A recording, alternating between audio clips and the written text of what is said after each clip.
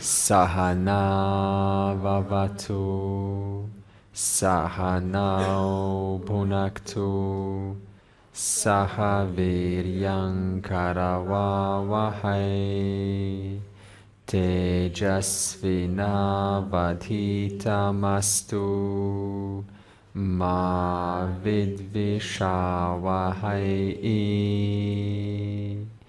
Om Shanti Shanti Shanti. We have talked about the Jivan Mukta, and we said, how do they live? How do they carry themselves? Well, they carry themselves like any other person. And the journey of to arrive to Jivan Mukta. And we use the story of Ramayana, how Rama lost his Sita, and then he looked because of the golden deer, which is beautiful things in this world, and that indicates this whole, fall from Paramatma to Jivatma. Not that it's actually a fall, because a fall implies it happened once upon a time, but it was always, Jiva always was ignorant of one's nature, but it's a story, so it's as though a fall.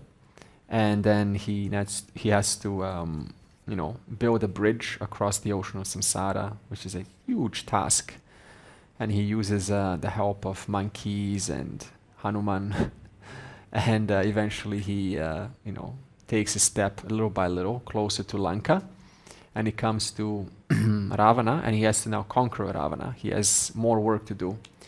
So it's not like Ravana just took his Sita away, but now you have to, even after building this bridge, all throughout you are faced with that biggest building block, that biggest block of coming to see that the ego itself is nothing but mithya. And that's the real scary part, because it's been, protecting itself, and it's been building itself up. The ego has been becoming bigger, and the knower has been becoming bigger. Polishing itself up, and now the knower has to come to see its reality. It has no absolute reality. Like, it's a big hit. It's like, whoa, I have no absolute reality. And so that's what Ravana, that whole fight, no matter how many arrows he shoots, what happened? Ravana's hair just regrows, right? If I'm correct. That means no matter how much work, that means worldly knowledge, I throw at this knower, it doesn't get rid of the knower. The heads represent different facets of the knower, of the ego. And what was the only thing that really took his head off? What was it? The arrow of knowledge, something. The mega arrow. That was the only thing that sliced his head off. That means it recognized that this ego, this sense of I, is the truth of it is actually satyam. Its truth is satyam. It's not localized. My I is not localized just here. My I is also pervading your mind right now. It is the constant presence in whom this experience is taking place, this experience is taking place, this experience is taking place, this experience is taking place. One I. Different experiences are taking place in the past, present, and the future. That means you're never away from yourself. You're always here. You have not been forgotten. You are not somewhere over there. You're everywhere, all pervasive. You have never moved a day of your life. That means you're all pervasive. You have no ability to move because you are the whole thing. And then your power creates this person called your name.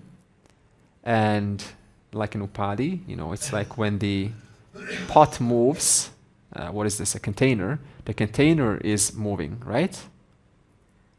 Is a space moving? No. But why does it feel like, remember the I is inside, why does it feel like I am moving? Because the container is moving. It gives you that effect, that impression that the space, the space is moving, but I am not moving because I'm already here. It's only it appears that when, right, now we say I, and now we say I, and now we say I, but I was already everywhere. So this means cognitively we recognize that even though I seems to be confined, that confinement is not true. It's only as though. It's due to the appearance of this upadhi, which makes it seem like you are as good as here, surrounded by the borders of your body. But in effect, you are the whole thing right now. And we said this is sopadikatyasa. It's not something that you sort of come to, suddenly have this magical, out of this world, mind-blowing experience. It is because nothing has really changed at every level. Body is still a body. Ahamkara is still ahamkara. Memory is still memory. Buddhi is still buddhi. Manas is still manas. The whole thing is exactly the same. I just come to see the status of things to be mithya. And wherever there is mithya, that's where satyam is. Therefore, nothing about this body, nothing about this world is away from the final reality. So when you open your eyes, you're looking at forms, but ultimately all that is here is Brahman. And this is the vision of a Jivan Mukta. Now, the next section, it says what it means to be free. So this means once this vision has taken place, what it means to be free, and this will complete the rest of these verses, 54 to 68. Verse 54, gain, that means one gains that which has no equal. So Jivan Mukta gains that which has no equal, as though gains, doesn't really gain anything. Yat labhat na aparaha labhaha, yat sukhat na aparam sukam, yat jnanat na aparam jnanam, tat brahma iti avadharayet. So what does this mean? Gaining which there is no further gain. Participation, gaining which has no further gain. You have realized the ultimate truth. You have realized the ultimate truth. Excellent. Anything else that comes to mind? In your own words, paraphrase. If you're creating now, Bloom's taxonomy, top of the pyramid. Final building block of all things. How can I gain more than the final building block? If it's in and through all things, it is all that is. Therefore, I cannot possibly gain anything else. So in that sense, this person has recognized that everything in this world depends upon awareness. Everything is mithya, resolvable into satyam, and therefore me, the inquirer, cannot be different from the very final building block. I can say the world is over there, but who is saying that? The mind is saying that, the knower is saying that, the brain is, facilitating all of that, but everything about the brain, the mind, the knower, it all resolvable into satyam too. And how is that satyam known to you? As the ever-present constant amness, while the ahamkara, or the knower, or the pramata, or the reflected consciousness, and so on, all of the, or the enjoyer, or the doer, undergoes changes. Undergoes changes, such as right now, the ahamkara is a knower. When this body-mind complex goes to Udupi, while they're on the rickshaw, then the ahamkara will temporarily assume the role of maybe an enjoyer, looking, good sight. And then, tempo, I don't know, maybe a doer and so on. So this will be experienced throughout the day, but all throughout from this morning to moment your body-mind woke up to the moment it goes to sleep, there's a constant presence about you. There's something constant through and through all of these things. That is Brahman. Therefore, knowing that Brahman, which I am, once known, it's not possible to gain anything else. You have accomplished the highest. In fact, there's no you who has accomplished the highest. You were already accomplished all along. But we say you have accomplished in terms of all of the effort that has taken place, and it is culminated to this final understanding. In the spiritual world, you will hear these, silly arguments like who gains moksha. There's no person who gains moksha. You can't gain moksha. You can't accomplish moksha. All of this is just nonsense. Even in Dvaita Vedanta, it happens. These are all intellectual arguments that, I just ignore it. When you come to class, it's just semantics, wordplay. Wordplay, yeah, wordplay. Who is there to gain moksha? I am moksha, and blah, blah, blah. It just goes on forever. So, gaining which has no greater ananda. This is very interesting. Gaining which has no greater happiness. the content of subject and object is same, then what to gain? Excellent. So she just, cracked the code right here. Gaining whom? Huh? Who is gaining whom? Yeah, who is gaining whom, right? It's one and the same substance. Substance cannot gain another substance. It's only one substance. So this means that the resolution between this subject and object, it is permanent. Even though it is at the level of form still two things. But cognitively I recognize there's no difference between Andre, the seeker, and the wanted object. So this means Andre can still go and come together with an object and play with it and have a great time. But ultimately, through and through all of that, behind the scenes, there's a certain objectivity that it's okay. There's a certain freedom that this object cannot really give me any happiness because my cognitive ananda is much higher than what this object can experientially give me. This is very interesting because if an ordinary person reads the statement, gaining which has no greater ananda, what is the mind going to go to? Money. Again, experience felt by and generated by the five koshas, guaranteed. And so whatever seeker sought resolution person gets, see, it's not like the wise person, see, there's still a body mind. The body mind will still resolve with other things, even as a wise person, their body mind will still resolve. And that's going to produce experiential seeker sought resolution. However, that is now appreciated as a minuscule recreation of my fullness. It's no longer now, oh, let me gain that again, but rather as an appreciation. Wow, okay, so this is just a tiny, tiny taste at the level of the manifest of what fullness means. So you can still appreciate that as you want, if you wish, because it's so pleasing, isn't it? So we don't have to reject it because it is God's gift. God's gift to, have a child, to have a friend, to have a lover, to have a spouse, to work, to have a little chit-chat, talk, little chit-chat here and there, food. These are all God's gifts now. Okay? Therefore, Jivan Mukta's seeker cognitive ananda is higher than any kind of other ananda that you can get. So this means it is not like the person is now a big smile on their face. This is a different kind of ananda that is incidental. We're talking about a permanent ananda, which is true understanding. The knowledge which produces no further craving for knowledge. Interesting. Knowledge which produces no further craving for knowledge. What kind of knowledges are they talking about here? Highest Aparavidya. knowledge. Paravidya and aparavidya.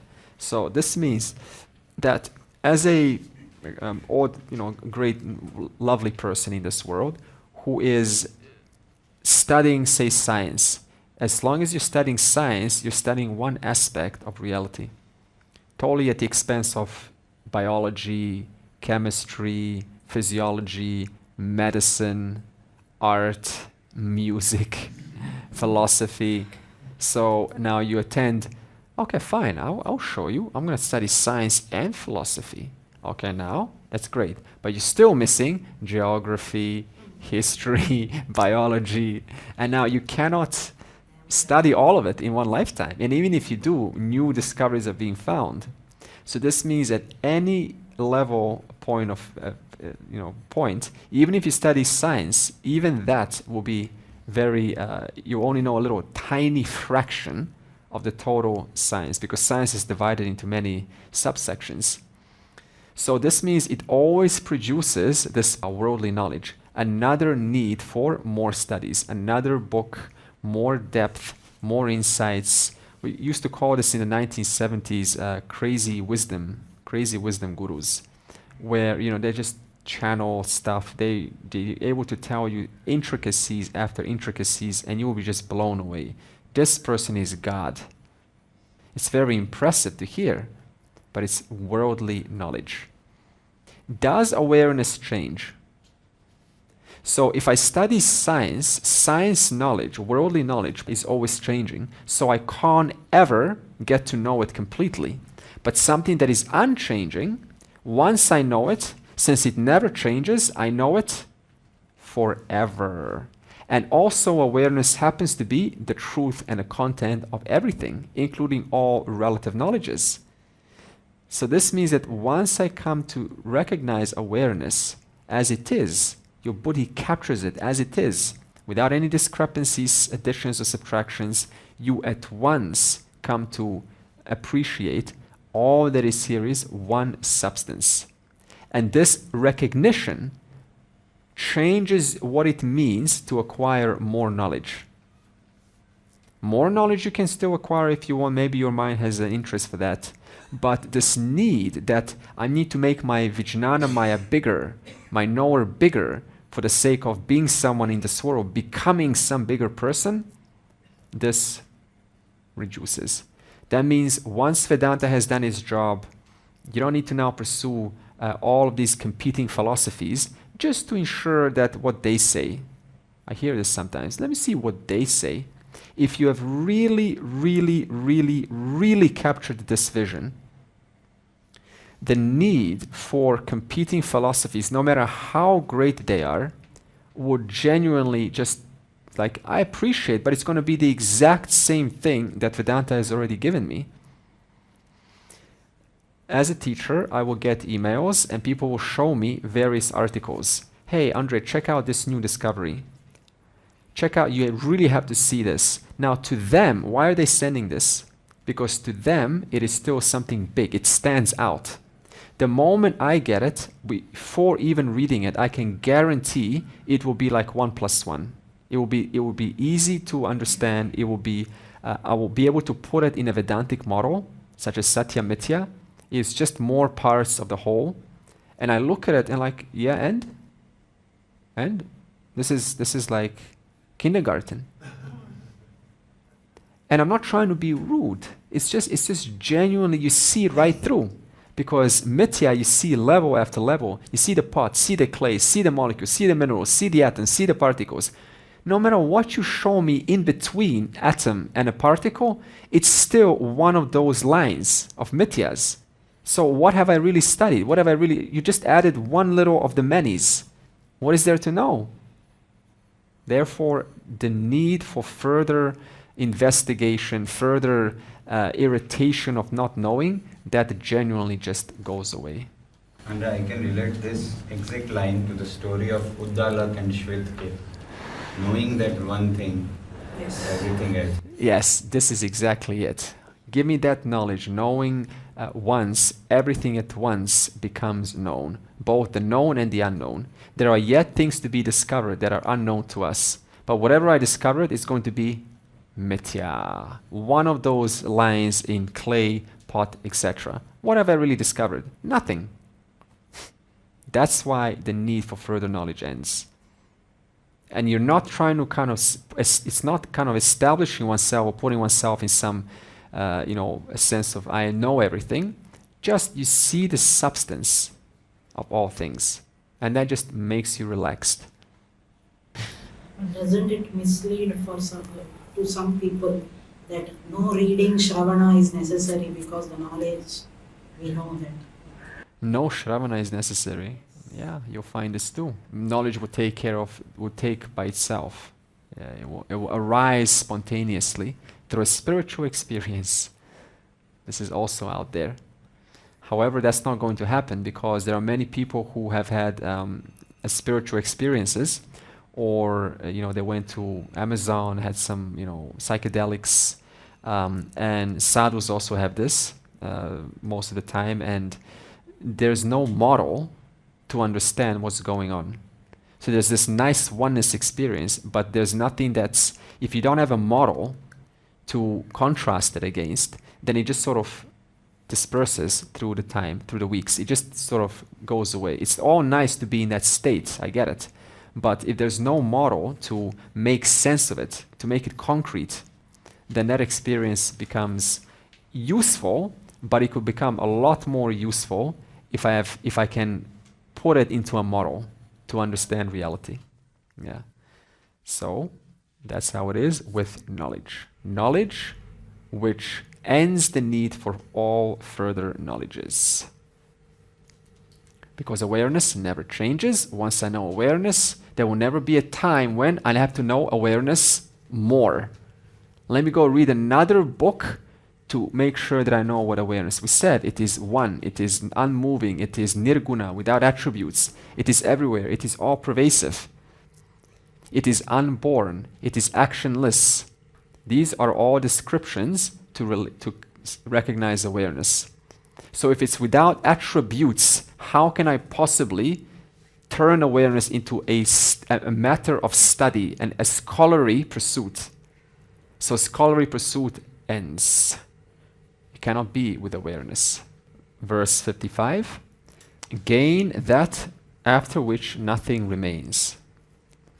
Yat drishtva na aparam drishyam yat bhutva na punarbhavaha yat jnatva na aparam jneyam tat brahma iti avadharayet.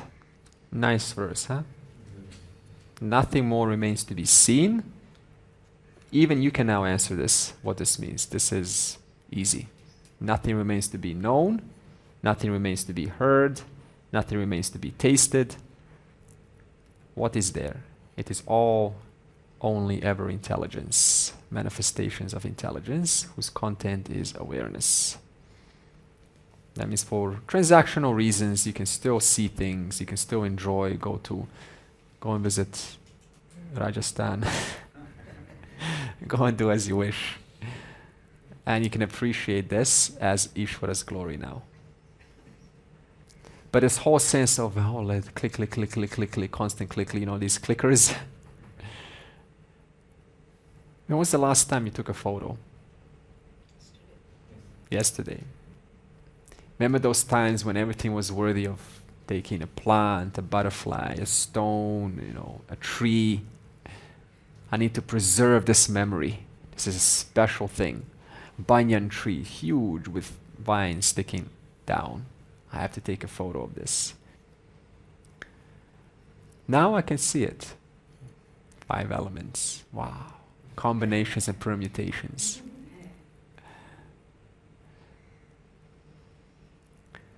So nothing remains to be seen. In the Bhagavatam, there is I don't know what Bhagavatam, it says that it's as though your eyes were designed to see the glories of Ishvara. Your ears were designed to hear that you and Ishvara are one. And your mind was made to appreciate yourself as this very one. Until the eyes, the ears, and the mind are used for these very reasons, they remain discontent. Because they are not being used for what they were originally made for. To hear the glories of Ishvara, to listen to the stories, all that is here is one. To see the manifestations of Ishvara, to understand my union with Ishvara. Until then, the senses, the mind, and the eyes, they remain discontent. And this discontentment shows as looking for one more thing, one more tree, one more mountain, one more rainbow, one more sunshine, one more sunset, one more skin, one more beauty, one more whatever it is. Therefore, this knowledge helps you to now have, a wonderful time of, just being okay with what is. I don't have to see everything. Do you have a need to see everything right now? The universe is so big. Why not? Huh? I'm going to tempt you. Come on.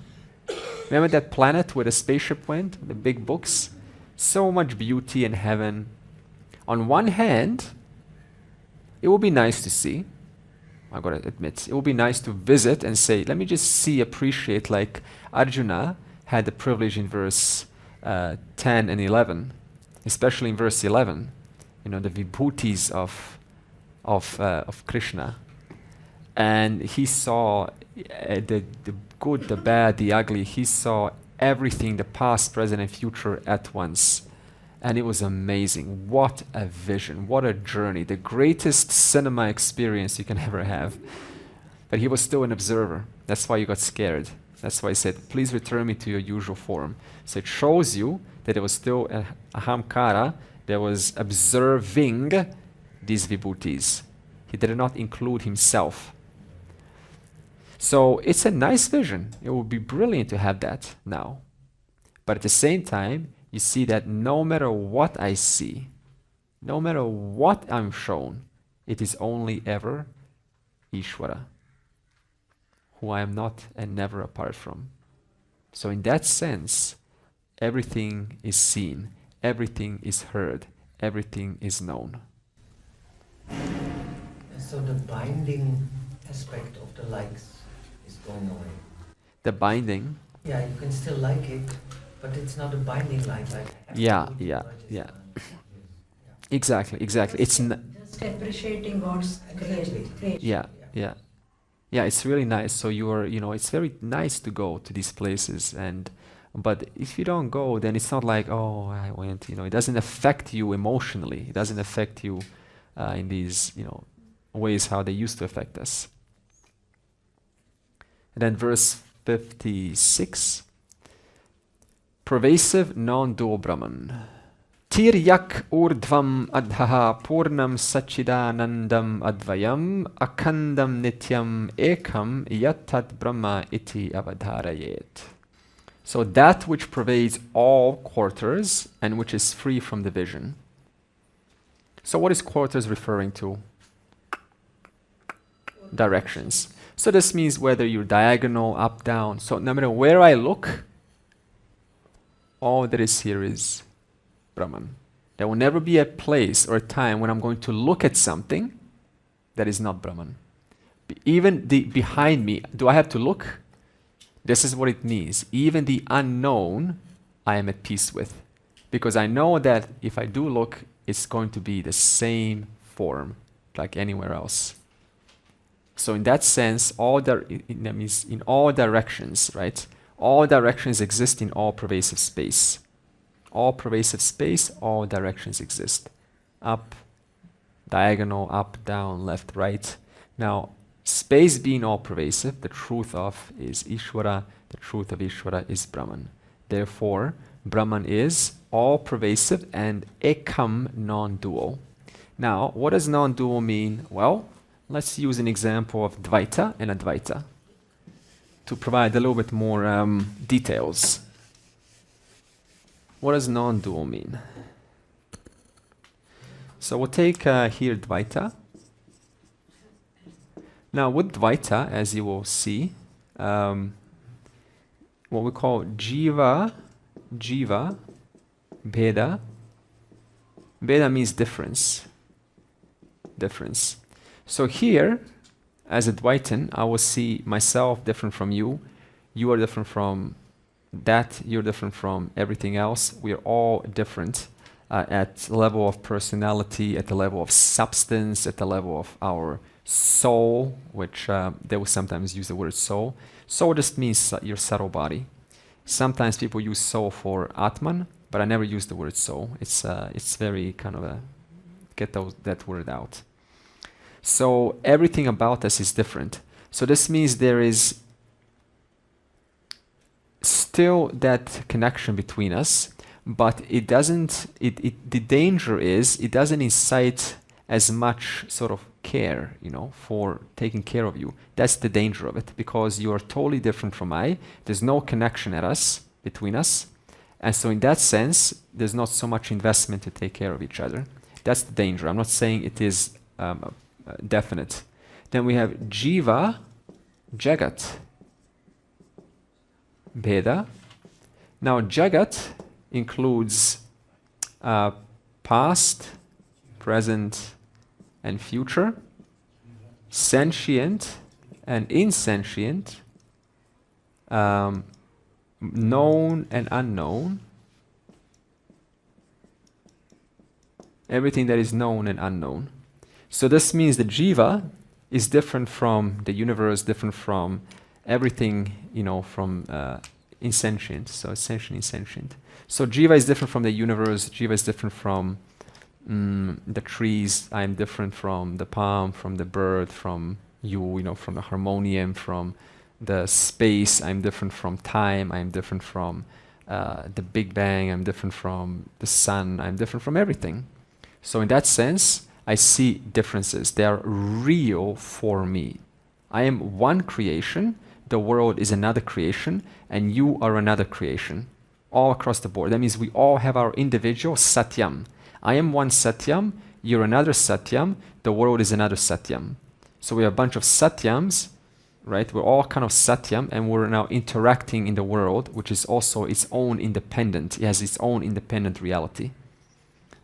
And then we got Jiva, Ishvara, Bheda. Okay, so Jiva, Ishvara. So difference between Jiva and Ishvara.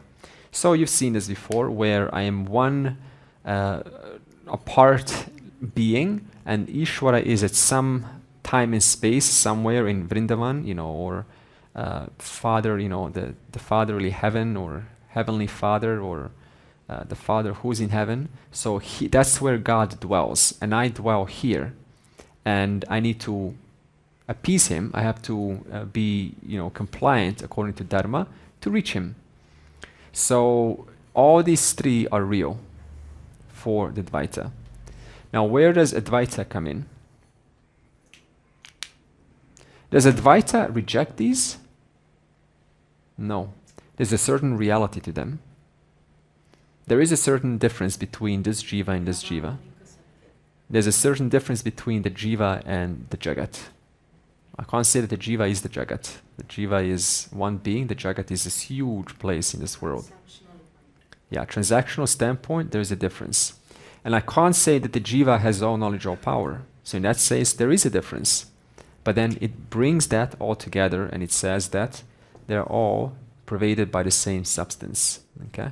Therefore, we still acknowledge, we still work within the transactional reality. We can still worship other jivas, other symbols, other gods, Shiva, Brahmaji, Saraswati, Durga. You can worship all of that, but you know that through and through all of that, it's all just names and forms of the one reality. So what Advaita wants to show you that all that is here is Brahman.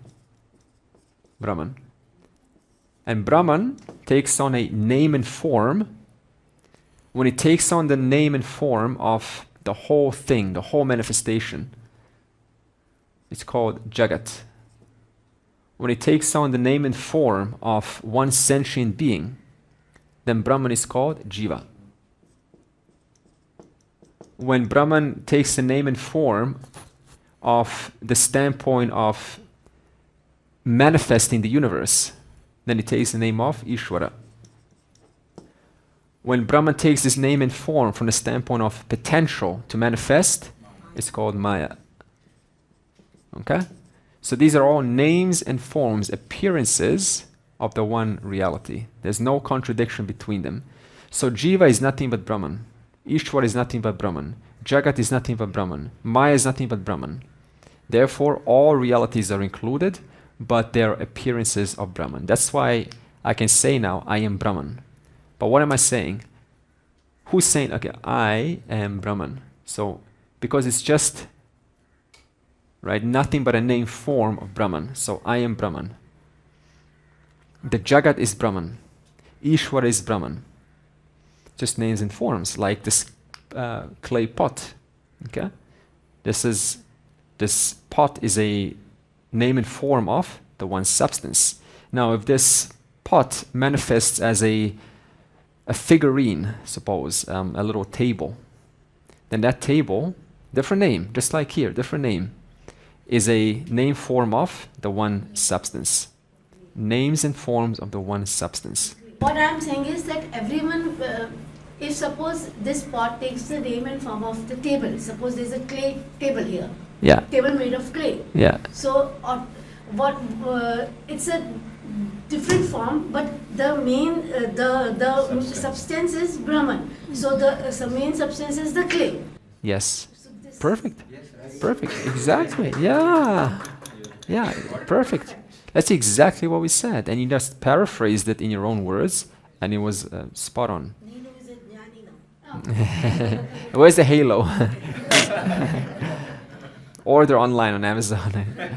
Okay, so this is the important teaching here: is that they're not two different things. They're one reality taking on different names and forms, and the reason why we have these different names and forms is to explain differences. We can't just say, "Oh, that is here is Brahman," which is awareness. Well, how is this awareness? How is this awareness? So you have to provide a methodology. Even the name Brahman is a provisional label. There's no such thing as Brahman. There's no such thing as consciousness or awareness. But we have to give it some name, some sound that we think about and we go, I relate with that. There is a constant presence. And you connect, and then you say, let's call it chit, chat, chit, chat. Let's do chit. Okay, we'll write chit down in the scriptures. They're all names and forms of the one reality. Call the one reality whatever you want. It is I. It is Brahman. It is awareness. This is the names that we have given it. That's why we have so many names of Brahman. And where is universe in there? The universe is Jagat. So Jagat means time, space of the past, present, and future. Whether you're talking about the past, the present, and the future, sentient and insentient. So this means that Jagat can also include the Jiva, because Jiva is sentient. But we just create some name for the object called the Jagat.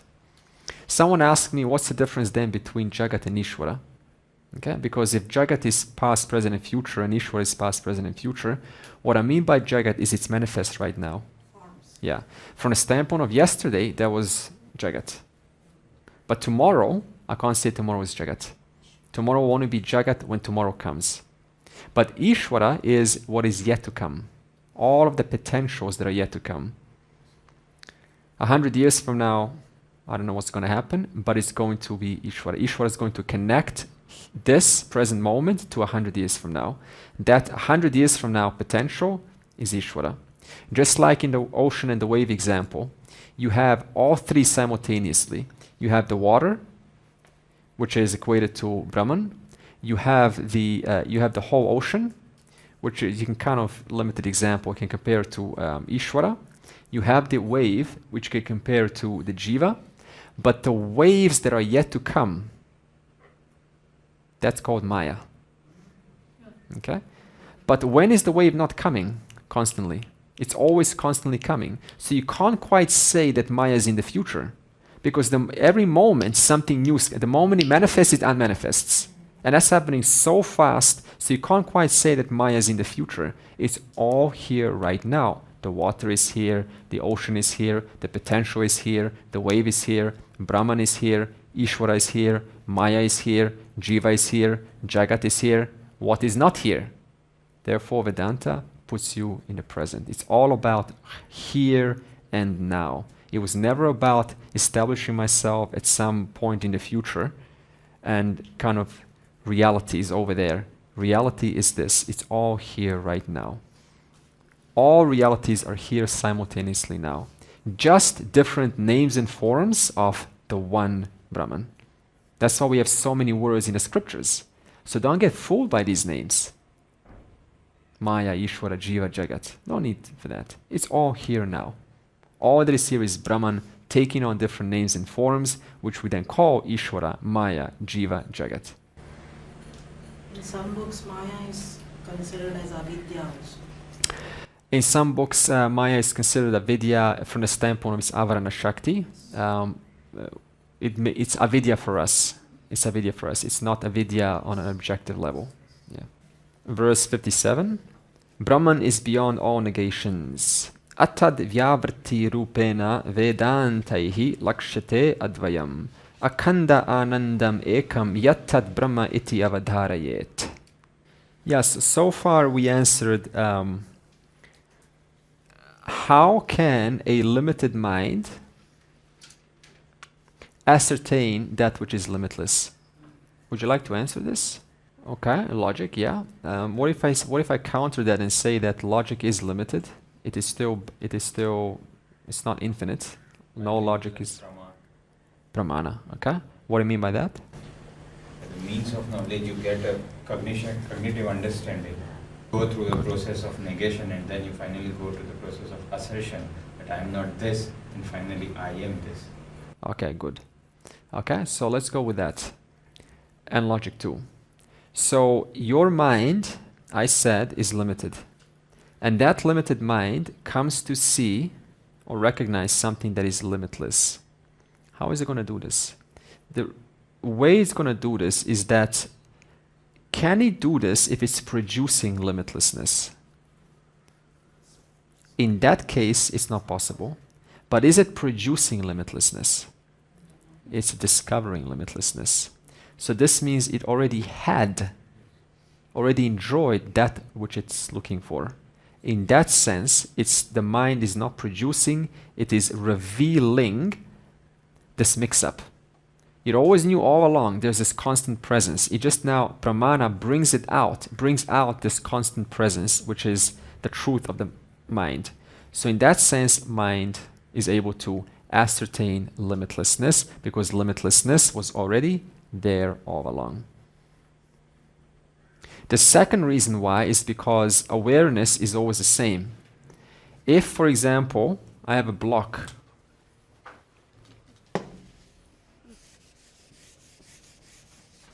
okay, so I have a block, and I have a block here, block here, block here, block here.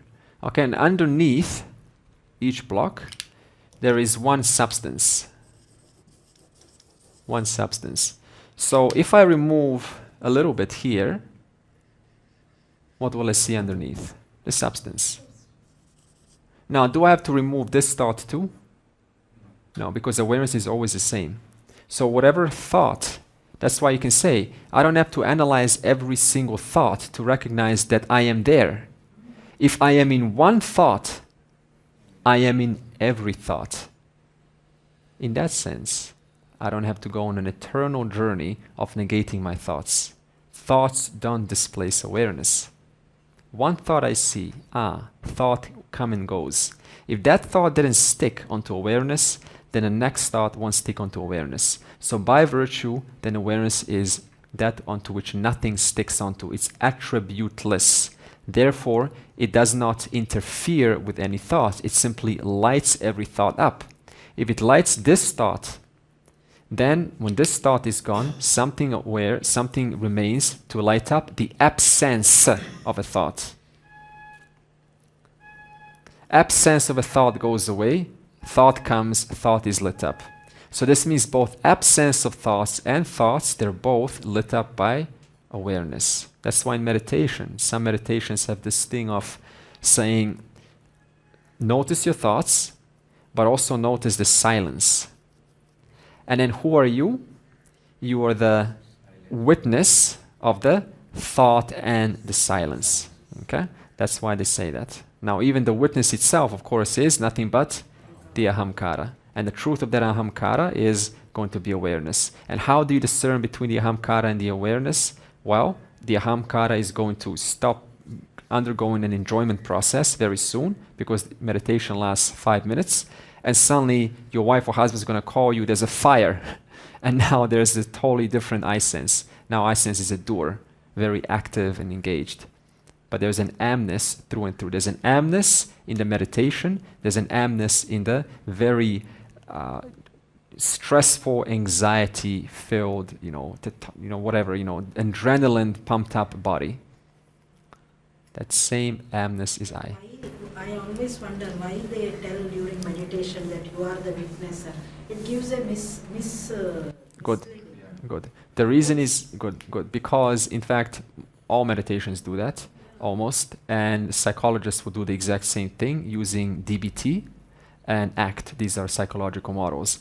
Because there is such a bond between the chittam, the memory, the buddhi, and the manas, and the ahamkara. So the first step is to separate the ahamkara from these 3 functions of the mind. That's the first step, very first. Power of Now is the same thing, which I love that book, it's great. But it is not talking about, it talks about this witness. That witness is the ahamkara. Now Vedanta solves that problem. It comes to see that even your knower has no substance. That's why many people stop there. Most stop there and they think, I got it. I figured it out. It's just a part of mind which is witnessing. Yeah. That's all. Yeah, it's every time is so much meditations online are basically about witnessing your thoughts, witnessing your emotions. The witness is the ahamkara. So it's one step closer to the final right understanding.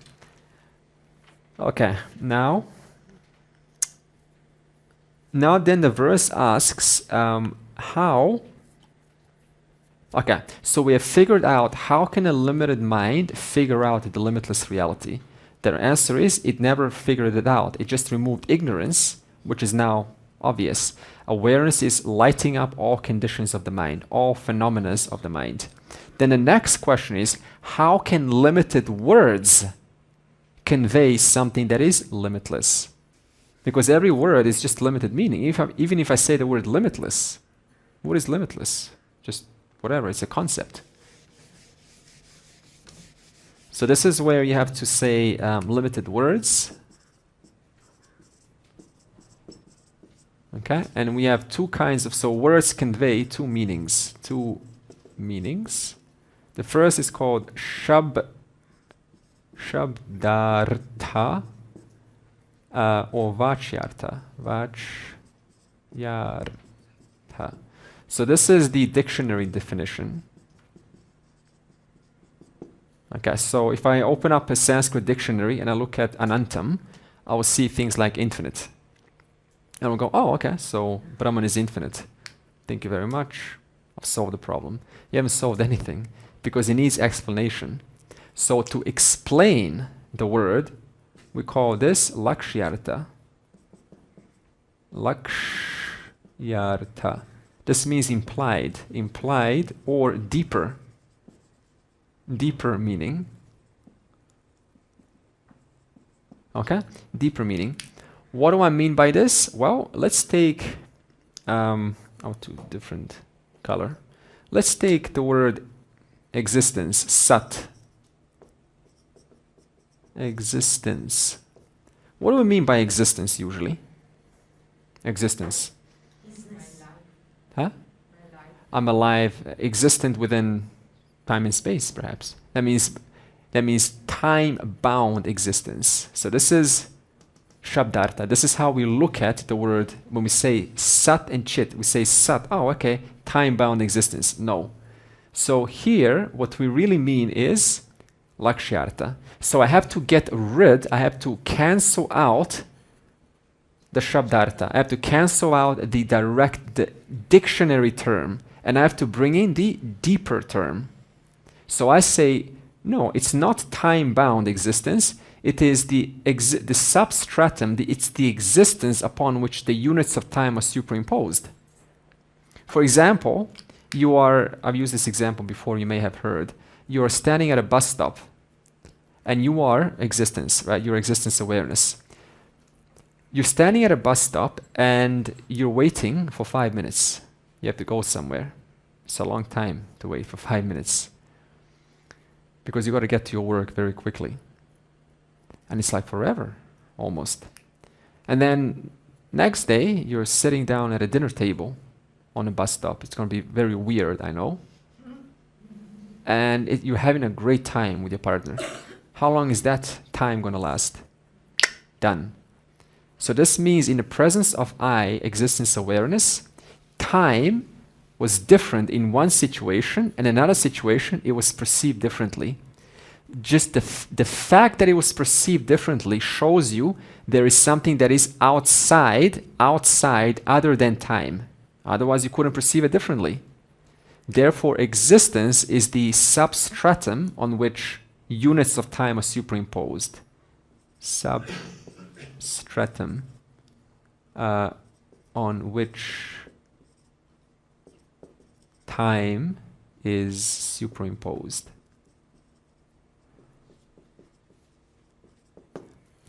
Okay, that's number one. That's implied definition number one. Implied definition number two.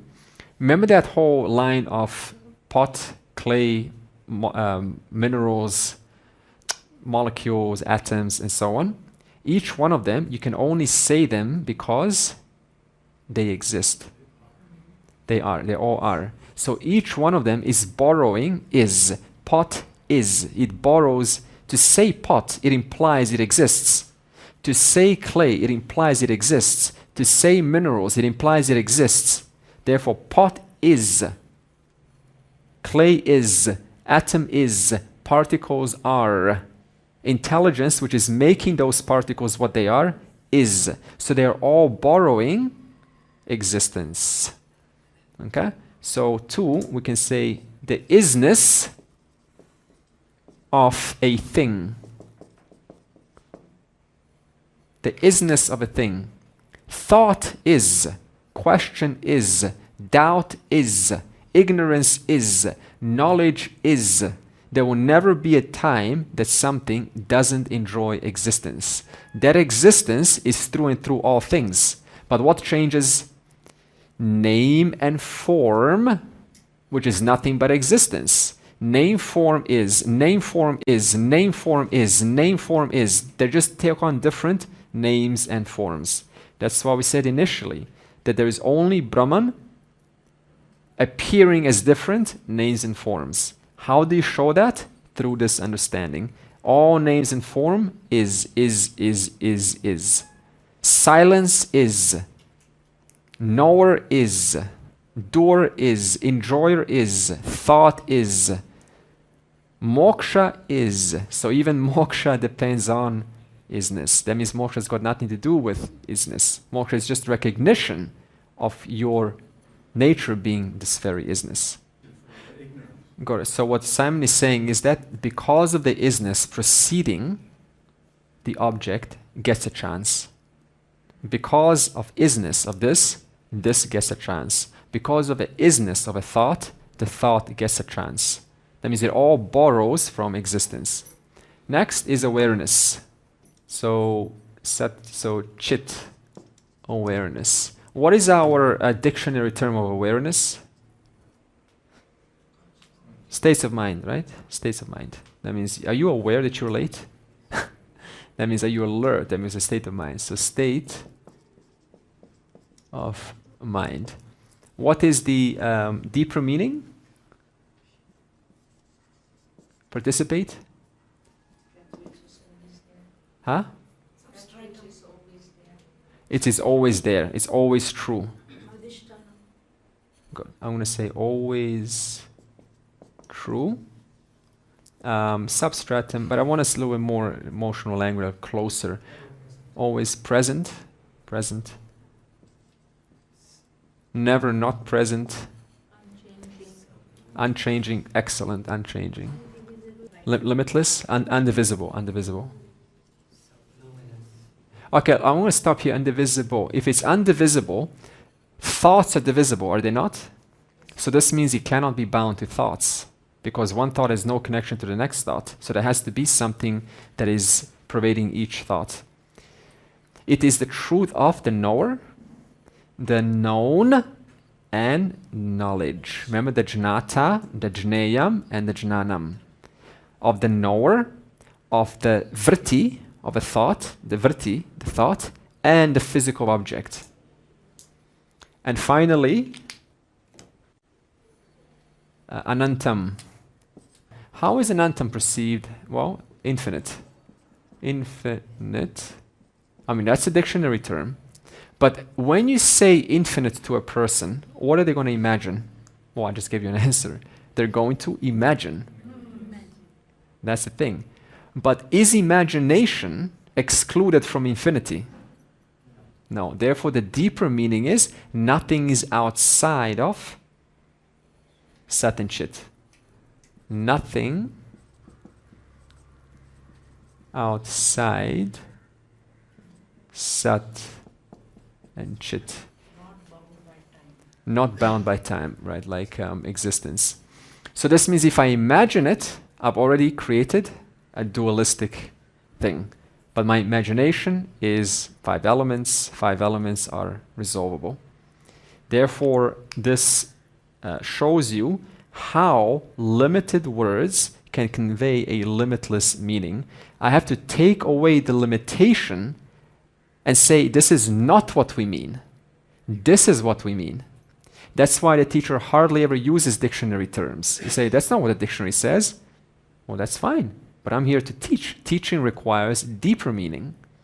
Cancel out the limitation of the words, bring out what you really mean, then words become your savior. They can do what they're intended to do. Purnamadav Purnamidam Purnat Purnamudachyate Purnasya Purnamadaya Purnam Eva Avashishyate. Om Shanti Shanti Shanti.